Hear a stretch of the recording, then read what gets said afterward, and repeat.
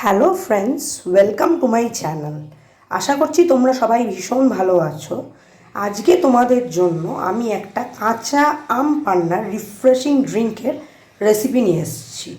এই রেসিপিটা বানানোর জন্য তোমাদের প্রথমে একটা কাঁচা আমকে ভালো করে ধুয়ে ছোট ছোট পিসেস করে সেটাকে সিদ্ধ করে নিতে হবে।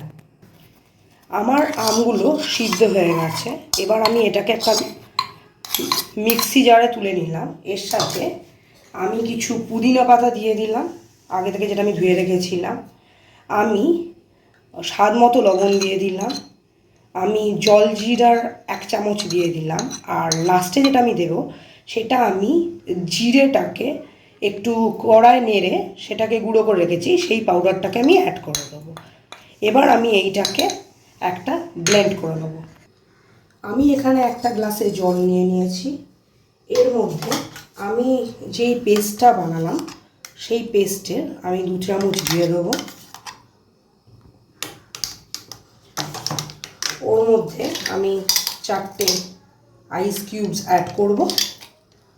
আর তার সাথে আমি 2 চামচ বড় বড় সুগার দিয়ে দেবো।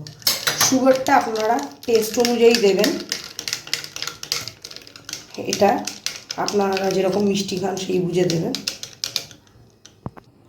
আমার আম পান্নার শরবতটা রেডি হয়ে গেছে। এটাকে গার্নিশ করার জন্য আমি একটু পুদিনা পাতা দিয়ে গার্নিশ করে দেবো।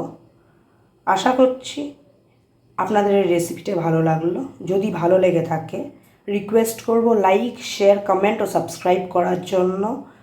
আর কোনো রিকোয়েস্টেড ভিডিও থাকলে সেটা অবশ্যই জানাবেন। Thank you so much. Bye by.